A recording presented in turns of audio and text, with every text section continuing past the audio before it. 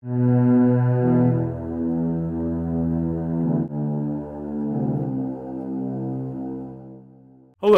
my name is Stuart Chaffetz, and I'm an investigator for Showing Animals Respect and Kindness, or SHARK. On September 5th, 2014, Jim Inhofe, the senior United States Senator from Oklahoma, hosted a cruel live pigeon shoot as part of a political fundraiser. I attended the fundraiser and filmed the horror that unfolded. The pigeon shoot was held on land owned by the US Bureau of Reclamation, even though it's illegal to hold a political fundraiser on property owned by the federal government. SHARK filed ethics complaints against Inhofe and this man, Tom Buchanan, the manager of the property, for allowing a political fundraiser and more. Here is Mr. Buchanan throwing pigeons into the air so they can be shot by Inhofe and his donors. Ryan Jackson, Inhofe's chief of staff, when speaking to the media about our complaints, has repeatedly claimed Inhofe did nothing wrong, though he has refused to respond to our specific allegations, which included animal cruelty and tax evasion for not paying sales tax for the birds purchased for the shoot. Ryan Jackson claimed there was no wrongdoing, hoping no one would look any deeper. SHARK looked deeper, and what we found is stunning.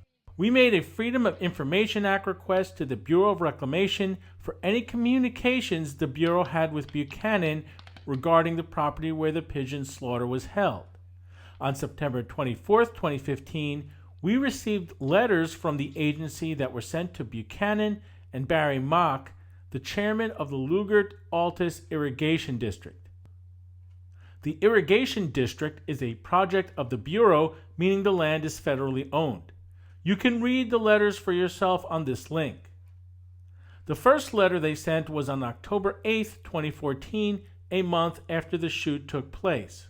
Quote, "The Bureau of Reclamation recently saw media reports that a pigeon shoot scheduled for September 5, 2014 at the Quartz Mountain Lodge and Resort may have actually occurred on federal land, located immediately adjacent to the resort. That the Bureau took action based on watching our video is gratifying, and we both congratulate and thank them for doing that. The Bureau's letter proves that we were 100% correct, and Jackson, Inhofe, and Buchanan were 100% breaking the rules. That, however, is just the tip of the iceberg. On October 14, 2014, representatives for the Bureau visited the property where the pigeon shoot was held. Quote, "An unauthorized burn pit has been constructed on federal property under the Parks Administration. This pit currently contains a variety of building refuse and debris, including shingles, tires, sheetrock, etc.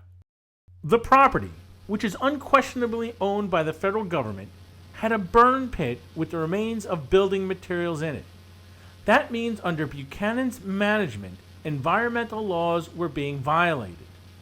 Hazardous materials, such as tires, were burned on federal property. That's just outrageous." The next thing the Bureau said in their letter was this, quote, "A brick and concrete structure has been constructed in the center of the field used for the pigeon shoot without reclamation approval. The purpose of this structure is unknown, but is clearly not related to operation of the reservoir or irrigation system. We know exactly what the structure was used for, as you can see in this video. In fact, I overheard that it was built specifically for holding pigeon shoots. That the Bureau forced Buchanan to tear it down is evidence of Buchanan's gross mismanagement." The next part of the letter is simply horrifying. Quote, "The site is littered with countless rotting pigeon carcasses. All those poor animals, shot, wounded, and left to die, then left to rot." In 2014, Inhofe's campaign manager, Rusty Appleton, tried to whitewash the slaughter by claiming the birds were going to be given to the homeless. We exposed the Inhofe campaign as lying a year ago, but now we know just how massive the lie was. Again, under Buchanan's watch, federal property was treated as a garbage dump and we believe even more environmental laws were violated. Finally, there was this. Quote, at least 2 unauthorized game feeders and associated hunting blinds were observed. According to what the Bureau found, either federal land was being used for Buchanan's own hunting desires or it was being farmed out as a bait and kill operation for others. Either way, federal property was used for private hunting interests.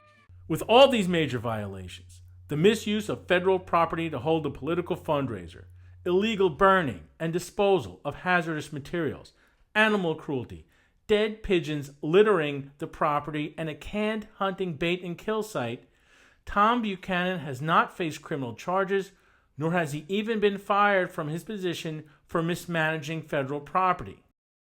It is our view that Buchanan's close ties to Senator Inhofe has provided him with protection. After all, Buchanan helped facilitate a major fundraiser for the senator that filled his campaign coffers, so keeping his job and staying out of jail seems very quid pro quo in our eyes. Shark is amending our complaint to the Oklahoma Ethics Board with this new information. We are also sending our report on Buchanan to the Inspector General for Department of the Interior. We want Buchanan and Senator Inhofe to be fully investigated and the guilty parties to be held accountable. We defy Senator Inhofe and his Chief of Staff Ryan Jackson to speak up in light of this new information. We challenge them to face us, and more importantly, face the voters of Oklahoma.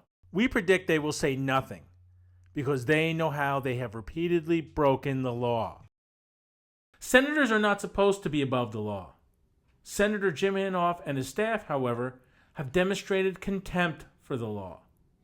The more we uncover about Senator Inhofe, the more corruption we find.